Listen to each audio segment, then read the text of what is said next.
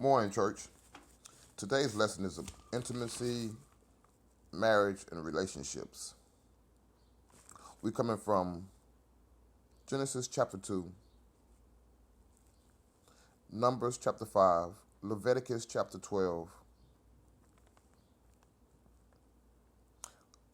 Matthew chapter 18, and Mark chapter 10, verse 2 to 12. And it goes as follows. Genesis, how to look at your wife or spouse. God created Eve from the rib of Adam, not the head of Adam, so she can be the ruler, and not the feet of Adam, so he can be ran upon, but the rib of Adam, so she can be alongside of him. That's what God does when he finds you a mate. He finds someone that fits you, to help you out, be your help person, be your supporter, be right behind you whenever you need.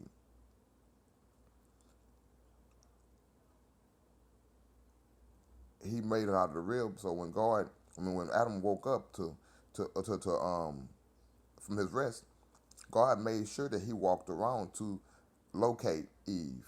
That's what God does. He puts a woman in your life and he wants you to go look for her. He says, seek, and he will show you what you need.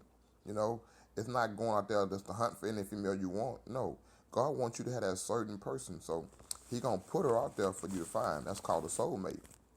And once he find your soulmate for you, you should be pleased and happy, that God did something good. And Leviticus chapter 12 is caring for your spouse, faithfulness in marriage. If you know your wife is needing you and you're supposed to be the husband to her, you want to do everything in your power to make sure your wife is happy. In the Old Testament, when a woman was pregnant and had a baby, they made her unclean. So she had to stay away from everybody until she was clean again to be, able to, be in the midst of everyone else. But nowadays, we don't do that anymore. We don't claim the women to be unclean when they're pregnant. But after they have a baby, though, it's the husband's duty to be there to be a helpmate to his wife, to be someone there to help her out through the time of her need. Once a woman have a baby, she goes through all kinds of, depression, mixed emotions, and such things like that, though. But a true man is supposed to be a supporter, supposed to be helpful, supposed to be there to keep her from going, insane or depressed or whatever the case may be that happens when women have a baby, though. A man's supposed to be there to encourage her and enlighten her and uplift her. That's what it is about being faithful in a marriage. Numbers 5 states that suspicion matters. Start your relationship with honesty and openness and thoughtful communication. Because you cannot tell someone that you want to be with them and you can't be straightforward with them or be honest with them or just tell them what's going on from the get-go. Lies don't make a relationship. Lies make deceitfulness, and deceitfulness makes breakups and all kind of chaos. Be straight. If you really want to be with that person, be straightforward with that person.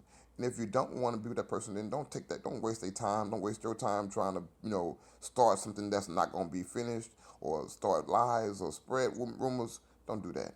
Be straightforward. A good relationship is based on trust, honesty, and communication.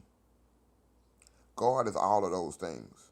If you trust him and you know he's going to be real for you and he's going to be there for you and always communicate to you when you communicate back, that's the same way you're supposed to be with your wife.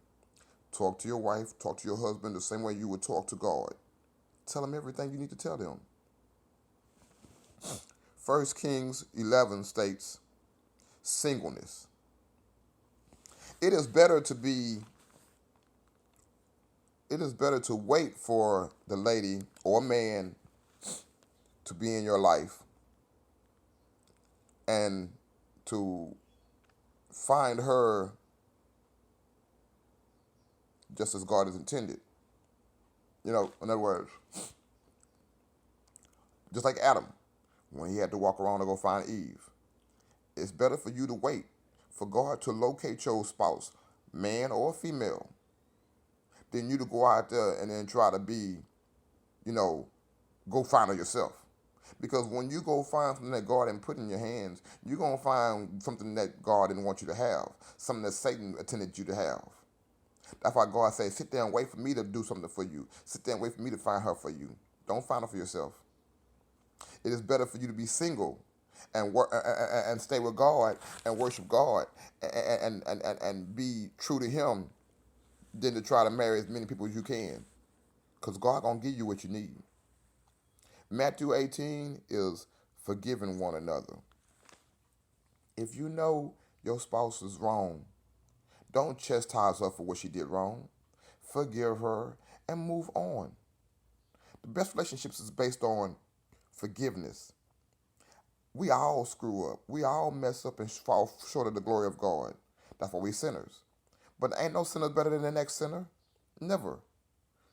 You should be able to forgive and try to forget.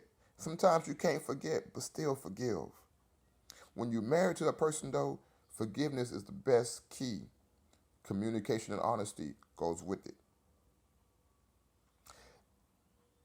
This has just been the first part of intimacy, relationships, and marriages.